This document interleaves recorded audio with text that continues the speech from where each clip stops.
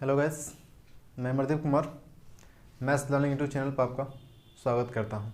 हम लोग पिछले क्लास में थ्योरेटिकल आइडेंटिटीज की कुछ एप्लीकेशन को देख रहे थे। जैसे कि पिछले क्लास में मैंने बताया था कि सेक उसका थीटा में स्टैंड को थीटा इक्वल टू 1, इससे कुछ एप्लीकेशंस को भी दिखाया था मैंने। आज हम इसी एप्लीकेशंस के अगले कंसेप्ट की ओर बढ़ते हैं कि इसको किस किस तरह से हम लोग इंप्लीमेंट कर सकते हैं।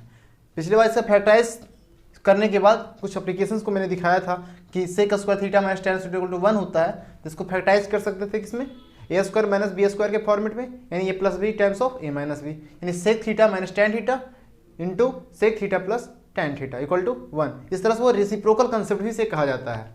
आज हम लोग इसी के आगे कुछ कंसेप्ट को लेकर के चलते हैं कि किस तरह से क्वेश्चन और भी पूछे जा सकते हैं एग्जाम में। जैसे मैं अगले कंसेप्ट की ओर चल रहा हूँ।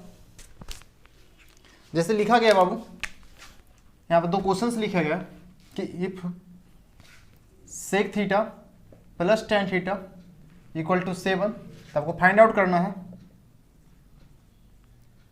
है कि साइन थीटा की वैल्यू क्या होगी।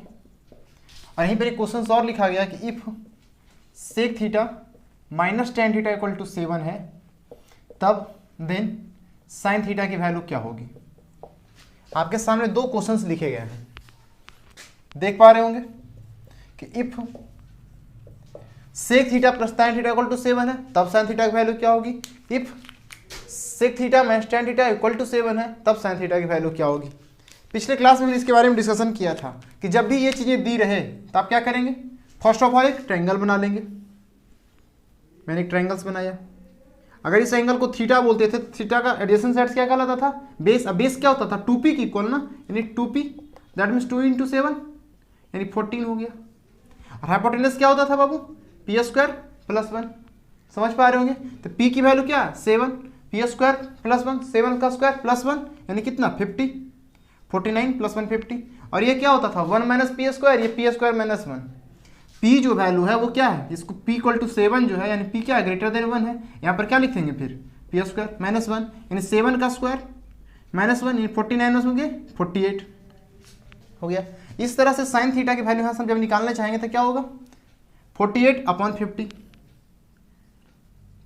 इसको जब सिंप्लीफाई करेंगे तो क्या होगा 24 अपॉन 25। अब बात उठती है कि 24 अपॉन 25 इसको क्या है मैग्नीट्यूड आया ना, इसकी वैल्यू पॉजिटिव होगी कि निगेटिव होगी। इसके लिए कल मैंने पिछले क्लास में डिस्कशन किया था कि अगर p की वैल्यू ग्रेटर देन 1 है तो वो क्या होगा, all trigonometric ratios are positive because theta lie in the between किस क्वाड्रेंट में, फर्स्ट क्वाड्रेंट में चला जाता है। इसलिए इसकी वैल्यू क्या होगी बाबू, पॉजिटिव होगी। यहाँ पे किसी भी ट्रिमेटिक रेशियो का वैल्यू पूछेगा तो क्या हो जाएगा, पॉजिटिव हो जाएगा। बट यहाँ पे आते हैं हम लोग, sec theta plus tan theta क्या, sorry sec theta minus tan theta value क्या दिया हुआ है 7 दिया है। तो इस इक्वेशन को देखने के बाद यहाँ कंफर्म हो गया कि sec theta plus tan theta क्या होगा, इसका रेसिप्रोकल 1/7। 1/7 कैसा नंबर है, 1/7 एक p है ना, इसी को p बोलते थे ना, यानी इसके 1/7 किसके क्या है p है, यानी p जो क्या है लेस देन 1 है ना। p कैसा है नंबर है, लेस देन 1 है। इसको आप रेसिप्रोकल्स इस तरह से भी लिख सकते थे कि ट्रायंगल का फॉर्मेशन हम करेंगे थीटा, ये तो 2p होगा 2 टाइम्स ऑफ 7 यानी 14। सिमिलरली वही होगा, मैग्नीट्यूड में कोई चेंज नहीं आएगा। 48 ये भी होगा और ये 50 होगा। p लेस करने के बाद से theta minus tan theta equal to 7 है, तो इस ट्रायंगल के मैग्नीट्यूड पे कोई चेंज नहीं आता है।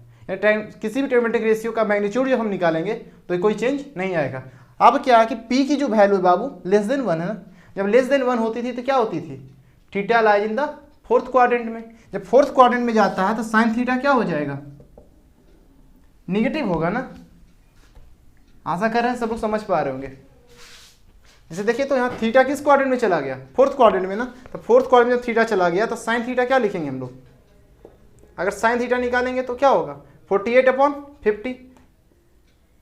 बट साइन थीटा क्या नेगेटिव हो जाएगा ना, इस तरह से क्या होगा 24 अपॉन 25 माइनस 24 अपॉन 25। ये क्वेश्चंस मैंने पिछले ही कंसेप्ट क्लास का कुछ क्वेश्चंस दे करके मैंने दिखाया। ये कंसेप्ट मैंने पिछली क्लास में डिस्कशन भी किया था कि sine theta sec theta plus cos tan theta की वैल्यू अगर p दिया हुआ है और p इज ग्रेटर देन 1 और लेस देन 1 है तो वहाँ से क्या होती थी, क्वाड्रेंट ही चेंज हो जाता था। इसलिए जब भी इस क्वेश्चन को बनाए तो इस बात का ख्याल रखें कि p की वैल्यू को चेक कर लें, it is either greater than 1 और लेस देन 1। अगर ग्रेटर देन 1 है तो क्या होगा, किस क्वाड्रेंट में चला जाएगा, वो फर्स्ट क्वाड्रेंट में रहेगा, और लेस देन 1 रहेगा तो फोर्थ क्वाड्रेंट में रहेगा। ये क्वेश्चंस दे करके आपके एग्जामिनेशन में लॉजिकल मिस्टेक करवा सकता है। आशा करते हैं सभी लोग समझ पा रहे होंगे यहाँ तक। अब हम लोग इसी अगले कंसेप्ट की ओर चलते हैं। आज एक नया कंसेप्ट मैं सीखता हूँ कि इसको किस तरह से और तरीका से पूछा जाता है। यहाँ पर सेक थीटा tan थीटा का कोफिशिएंट क्या था, 1 था। अब उसका कोफिशिएंट अगर चेंज हो जाए तो किस तरह से क्वेश्चंस बनते हैं एग्जामिनेशंस में, मैं दिखाता हूँ। जैसे दिया गया बाबू कि a sec theta plus b tan theta equal to c, तो पूछा जाएगा आपसे कि a tan theta plus b sec theta की वैल्यू क्या होगी। अगर इसकी वैल्यू को मैं डी एज्यूम करता हूँ तो इसके बीच में क्या चाह रहा हूँ मैं, सेक थीटा tan थीटा को एलिमिनेट करके ए बी सी और डी में रिलेशन निकालना चाहता हूँ। ये रिलेशन मैंने पिछले एप्लीकेशन में भी बताया था कि sine square theta plus cos theta equal to 1 होता है, वहाँ पर भी इस चीज़ को बताया था। बस वहाँ पर फर्क इतना था कि साइन थीटा और कॉस थीटा होता था वहाँ पर। इसी को अगला तरीका इस तरह से भी पूछा जा सकता है कि A sec theta minus B tan theta equal to C, या फिर A tan theta minus B sec theta equal to D. तो इसके बीच में एक रिलेशन फाइंड आउट करें। दोनों बातें सेम लिखी हुई है, बट एक जगह पॉजिटिव साइन है, एक जगह नेगेटिव साइन है। हम दोनों के बीच में एक रिलेशन फाइंड आउट करना चाह रहे हैं। बताइए, इस यहाँ पर देखिए तो ए सेक थीटा है, यहाँ पर बी tan थीटा है। अगर नीचे देखिए तो यहाँ tan थीटा, यहाँ पर सेक थीटा का कोफिशिएंट ए है, नीचे सेक थीटा का कोफिशिएंट क्या है, बी है। tan थीटा का कोफिशिएंट बी था, नीचे tan थीटा का कोफिशिएंट क्या हो गया, ए हो गया। यानी दोनों जो हो रही है, दोनों इक्वेशंस को देखिए ध्यान से, तो ट्रिग्नोमेट्रिक रेशियो जो है अपना कोफिशिएंट इंटरचेंज कर रहे हैं और साइन सेम रख रहे हैं। सिमिलरली यहाँ पर भी है, कोफिशिएंट इंटरचेंज हो गया और बट साइन क्या रहा, सेम ही रहा। तो इसकी वैल्यू क्या रिलेशन होगी। अब अगर इस इक्वेशन को मैं फर्स्ट बोलता हूँ बाबू और इस इक्वेशन को सेकेंड, तो मैं दोनों के बीच में एक रिलेशन निकालना चाहता हूँ। तो रिलेशन निकालने के लिए क्या करेंगे, फर्स्ट को स्क्वायर करके सेकेंड को सब्ट्रैक्ट कर देते हैं। फर्स्ट का स्क्वायर माइनस सेकेंड का स्क्वायर। अगर मैं फर्स्ट का स्क्वायर करूंगा तो क्या होगा, A square sec square theta plus B square tan square theta plus 2a sec theta B tan theta. यानी यहाँ से लिखने चाहिए A square sec square theta plus B square tan square theta plus 2ab sec theta tan theta equal to C square. समझ पा रहे होंगे। Similarly जब नीचे लिखने की कोशिश करेंगे तो क्या होगा, A square tan square theta plus B square sec square theta plus 2ab sec theta tan theta equal to D square.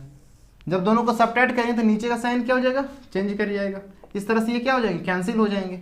यहाँ से देखिए तो ए स्क्वायर सेक स्क्वायर थीटा में से ए स्क्वायर tan स्क्वायर थीटा को सब्ट्रैक्ट करेंगे तो क्या होगा, ए स्क्वायर कॉमन हो जाएगा ना बाबू। इसको इस तरह से लिखेंगे ना, sec square theta minus tan square theta. जब यहाँ पर आएंगे तो क्या होगा, बी स्क्वायर कॉमन अगेन होगा, tan square theta minus sec square theta, tan square theta minus sec square theta. तो फिर माइनस में को भी अगर कॉमन हम ले ले तो किस तरह से लिख सकते हैं, minus B square into sec square theta minus tan square theta. यहाँ क्या होगा, sec c square minus D square. ये तो एक आइडेंटिटी है ना, sec square theta minus tan square theta equal to क्या होता है, 1। सिमिलरली यहाँ भी 1। इस तरह से मैं इसको रिप्लेस कर सकता हूँ, A square minus B square equal to C square minus D square. इस तरह से मैंने क्या किया कि ये एक्सप्रेशन दे करके इसकी वैल्यू पूछेगा तो इसके लिए मैंने क्या किया, रिजल्ट फाइंड आउट कर लिया। जैसे इसको मैं एक न्यूमेरिकल वैल्यू देकर के आपको दिखाता हूँ कि पूछा जाएगा आपके एग्जामिनेशन में क्या, कि 2 sec theta plus 3 tan theta equal to 5। तो आप बता दीजिए कि 2 tan theta plus 3 sec theta की वैल्यू क्या होगी।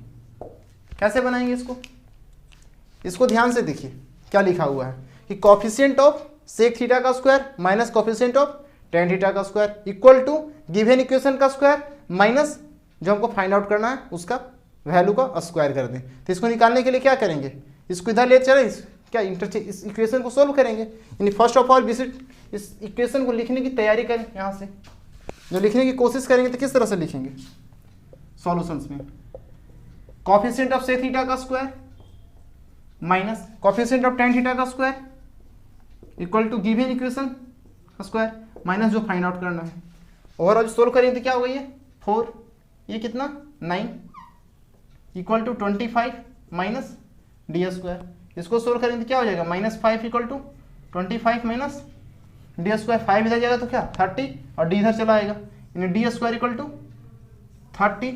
इस तरह से डी की वैल्यू क्या हुई बाबू, plus minus square root of 30। आशा करते हैं सभी बच्चे को समझ में आ रहा होगा।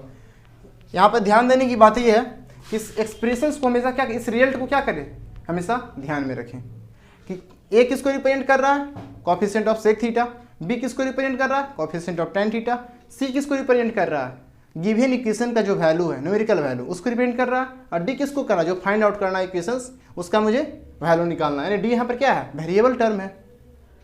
समझ पा रहे होंगे। इस तरह से मैंने एक रिलेशन दिखाया, इस तरह से क्वेश्चंस में आपको न्यूमेरिकल वैल्यू देकर के चेक करवाया। इस तरह से मैंने पूरी कोशिश की कि sec square theta minus tan square theta equal to 1 हो।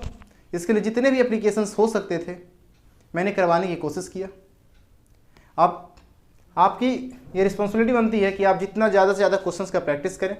आपको PDF अवेलेबल करवा दिया गया है, मेरा जो टेलीग्राम चैनल है maths learning by Amardeep Kumar, उस पर अवेलेबल करा दिया गया है।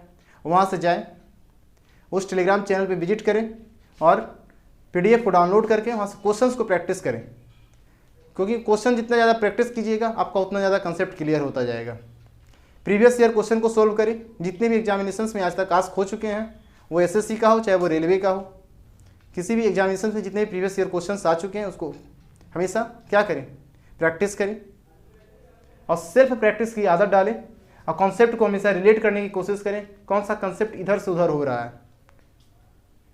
अगले क्लास में हम लोग अगले आइडेंटिटी का एप्लीकेशंस को देखेंगे कि कोसेक स्क्वायर थीटा में cot square theta equal to 1 है तो इसका क्या क्या एप्लीकेशंस हो सकती है। ध्यान देने की एक बात यह है कि पिछले क्लास में जो मैंने बताया था कि sec theta plus tan theta equal to P है, तो पी की वैल्यू ग्रेटर देन 1 और लेस देन 1। ये कंसेप्ट जो है बहुत ही यूजफुल कंसेप्ट है।